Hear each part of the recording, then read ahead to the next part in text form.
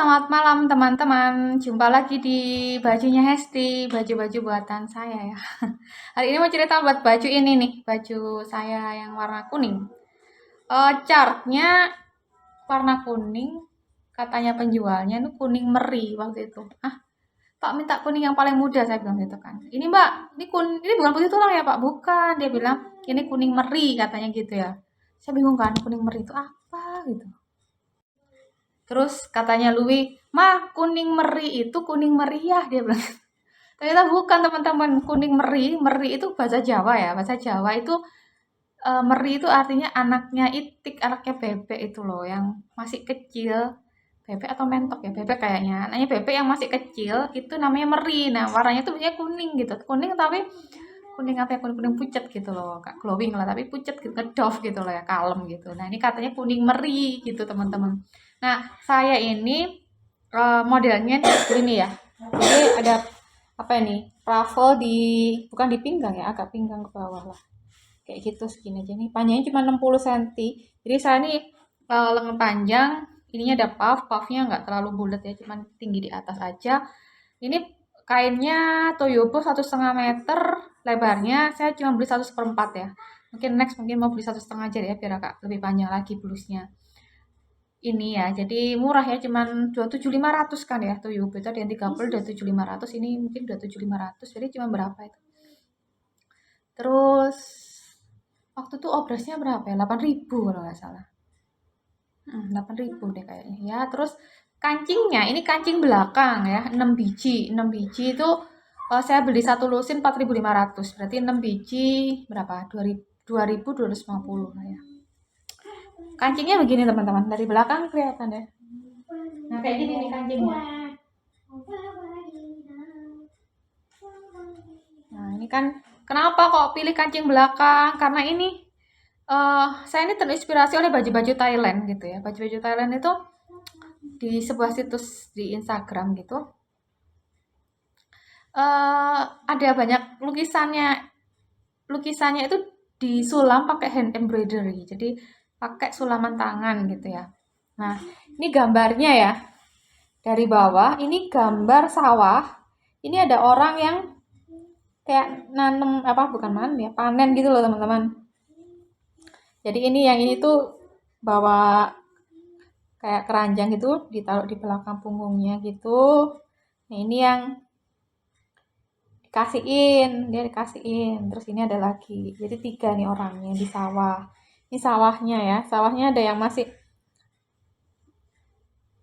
muda itu padinya, ada juga yang sudah matang kuning-kuning kayak gini. Di sini juga. Nah, ini di atasnya itu gambarnya adalah gambar apa nih? Wortel ya. Terus ini gambar monyet. Terus yang khasnya Thailand tuh pasti ada gambar gajah. Ya, ini gajahnya warna pink. Saya kasih hiasan-hiasan kayak gini lah ya. Nggak saya blok sulam, soalnya ketarik-tarik gitu kalau banyak. Jadi saya suka cuman saya kasih pinggiran aja. Di sini ada apa nih? Daun-daun pohon lah ya.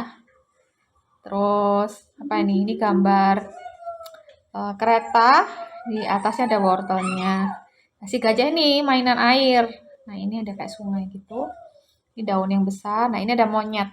Nggak tahu nih kayak monyet atau kayak kodok, ada kayak kadal. Maunya monyet ya. Cuma nggak saya blok begini. Kalau kecil sih kalau di blok jenis apa nih? Sulaman satin sih bagus ya, tapi kalau panjang kayak gini tuh need a time.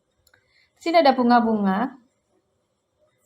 Bunga-bunga, daun. Nah, karena banyak bunga-bunga, maka di sini ada eh, hewan-hewan kecil ya. Ini ada kupu. Kemudian ada apa ini? eh apa ini? Bukan grasshopper itu belalang ya kan. Eh Capung ya, ini capung. Saya tadi tuh mikir pakai bahasa Jawa namanya gantrung, teman-teman. Kalau bahasa Inggris lupa ya, apa? Lupa ya. Bukan grasshopper ya, grasshopper itu belalang ya. Terus ada juga ini bee atau apa nih? Lebah ya, tawon. Nah, kayak gitu. Terus ada apa ini ada? Bunga-bunga gitu.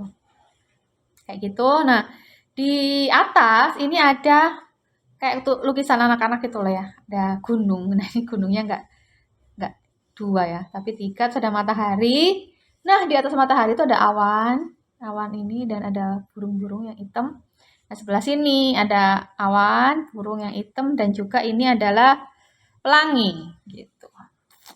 Ini ya. Mana? Weh.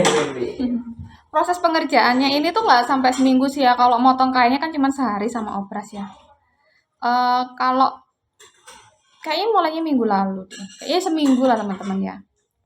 Tadi sih saya udah, ini kelihatan nggak? Ini di apa ini di tepiannya lengan. Ini ada tusukan. Namanya ini blanket stitch atau tusuk veston ya. Terserah sih mau ngomong. Yang biasa ini. Ini juga dan juga di kerahnya gitu ya. Jadi ini saya bikin bukaan belakang biar depannya tuh full bisa disulam gitu ya. Nah, ini sulamnya itu pakai benang sulam biasa. Jadi benang sulam itu ada dua, yang mengkilap atau yang tidak mengkilap. Nah, saya sarankan sih nggak apa-apa, pelan-pelan aja. Saya sarankan sih jangan pakai yang macam-macam yang mengkilat, itu nggak enak ditariknya ya. Jadi kayak berubut gitu loh, apa sih? Nggak smooth gitu loh. Itu yang biasa aja ya. Nah, beli benangnya ini saya tuh macam-macam ya kisarannya, dengan 2.500, ada yang satu tuh 5.000. Karena saya salah toko sih. Tapi nggak apa-apa lah, kasihan juga orangnya yang jualan tuh masih udah tua, soalnya biarin ya. Jadi rata-rata benang sulam itu harganya 2.500. Ada di satu toko tuh harganya 3.200 teman-teman. Waktu itu saya nggak beli, saya salah beli yang benang kilap, harganya malah 3.600. Akhirnya saya beli 6 tuh nggak kepake, karena kalau dipakai itu nggak enak. Katanya itu benang khusus smoke. Saya kira enak karena dilihat itu bagus ya mengkilat, tapi ternyata kurang. Akhirnya saya balik lagi ya. Jadi ini ada beberapa jenis benang ya yang saya pakai warnanya ya. Tusukannya ini berkisar antara tusuk satin. Jadi tusuk satin itu yang biasa aja ya, kayak begini nih tusuk satin. Tusuk rantai. Nah, ini tusuk rantai. Kemudian tusuk tangka ya, tusuk tikam jejak itu yang kayak gini. Tusuk tikam jejak, apa lagi ya? Tusuk apa lagi ya? Tusuk apa ini? Macam-macam lah ya. Kalian bisa lihat tutorialnya lah ya, berbagai macam stitch ya. Jadi kalau misalnya kita tuh bukan di Instagram atau YouTube itu bilangnya embroidery stitch gitu. Gitu ya. Jadi banyak, apalagi kalau yang luar negeri itu semakin bagus-bagus ya. Itu bisa jadi jadi inspirasi lah buat kita ya. Jadi ini saya gambar pakai pensil, kemudian baru saya sulam tanpa midangan ya, atau namanya apa itu? Bahasa Inggrisnya apa? Saya sih bilangnya midangan ya. Ntar saya tunjukin ya. Saya mau ini ya, benang-benang saya.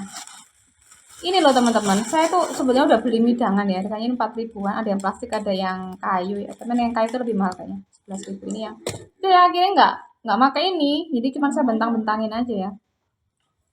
Pakai tangan aja. Kenapa? Kalau udah kecepit ini tuh sayang sulaman yang udah jadi gitu loh teman-teman. Tahu kan ya? Jadi terkecepit di sininya, jadi nggak saya pakai waktu itu. Ya udah lah, beli aja. Nah, warnanya itu saya cuman ini aja nih, berapa warna nih ya? Cuman 11 warna. 12, cuman 12 warna saya. 12 warna itu cukup ya. Setidaknya warna-warna dasar ya. Merah. Berarti secondnya merah muda kayak gitu. Tapi terserah sih, ada yang juga pakai cat tuh biru semua. Jadi biru gitu. Cuma saya sih enggak ya warna-warna. Merah ada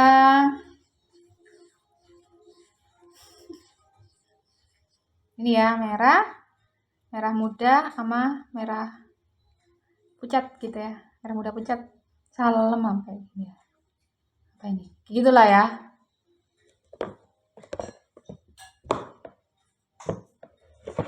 Dah, terus coklat juga 2.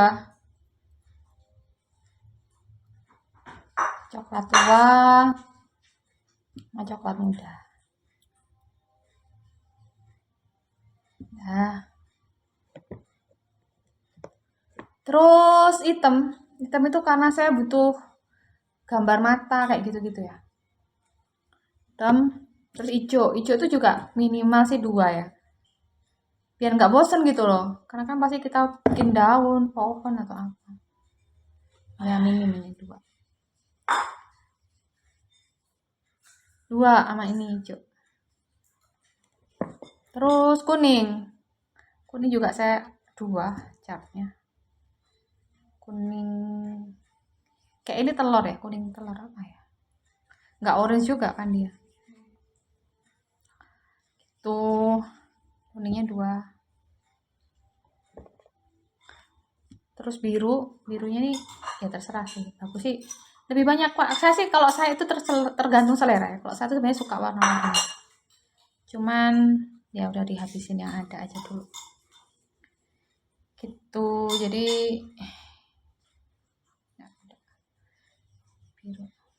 birunya cuma 1 saya. Terus kalau 2 ya, tapi ntar aja deh. Kalau next episode terus ada ungu. Ini ungu ini bekas ini ya, dikasih ibu saya. Karena benang lama jadi gampang putus. Terus ini kuning, kayaknya ini saya beli. Terus perlu jarum ya. Jarum saya punya 2 yang khusus untuk sulam, jadi lebih besar gitu lubangnya daripada yang untuk jahit gitu. Ini udah cuman itu aja. Udah sama gunting. Udah itu aja peralatannya ya. Namanya Louis ini punya anak ya.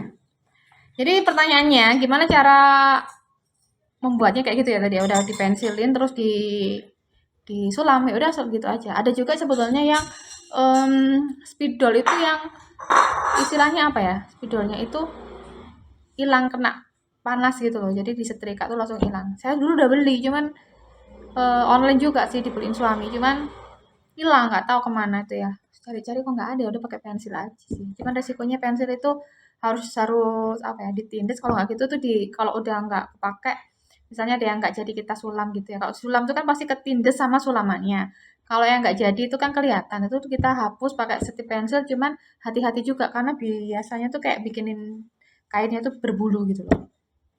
Gitu ya, itu serah. Terus perawatannya gimana? 1 ya jangan di mesin cuci dong gitu ya. Yang kedua ya jangan sering-sering dipakai, jangan sering-sering dicuci ya. Apakah ini tahan? Ya tahan-tahan aja sih. Cuman memang sulamannya ini memang sorry, benangnya itu tidak sekuat benang bordir ya teman-teman, tidak sekuat benang jahit gitu. Jadi dia tuh lebih rapuh, lebih apa ya, lebih empuk gitulah. Jadi dia mudah gitu. Cuman ya nggak setahun langsung rusak kan gitu loh. Ya perlu beberapa tahun lah untuk rusak. Karena saya punya beberapa taplak gitu ya, yang sulaman gitu mulai saya SD juga sampai sekarang masih ada gitu, walaupun ada beberapa yang lepas tapi cuman nggak sampai buyar sama sekali gitu, masih bisa gitu ya. Dan ada baiknya kalau setelah disulam ini kalian pasang furing ya teman-teman ya. Ini ya, ini ada furingnya.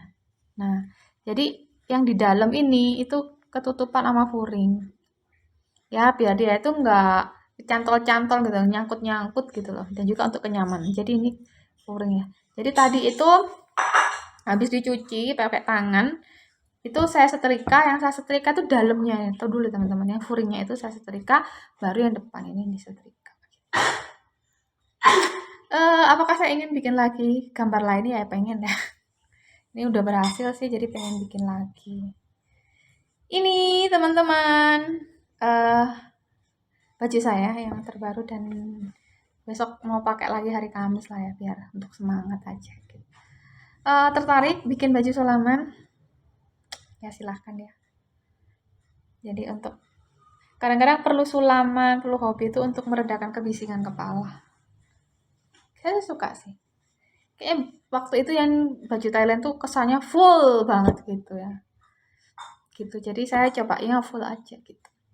Jadi ini dipotong, habis dipotong dioperasin, terus digambar, habis digambar disulam dulu. Habis disulam jadi selesai baru dijahit gitu ya. Jadi bukan dijahit dulu ya.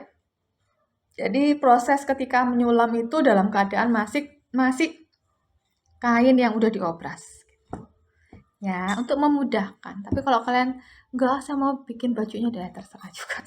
Karena yang patut diwaspadai itu ini ya, jangan terlalu mepet untuk lengan, untuk samping yang tepi-tepi jahitan. Terus untuk leher, karena leher ini kan kerahnya tuh Ini nggak pakai keras ya, perlu untuk diturunkan 2 cm, jadi itu yang harus aware. Oke teman-teman, semoga nggak kepanjangan ya bajunya Hesti kali ini. Semoga bisa memberikan masukan buat teman-teman. Terima kasih. Sampai jumpa di lain kesempatan di bajunya Hesti, baju-baju buatan saya, Hesti. Dadah.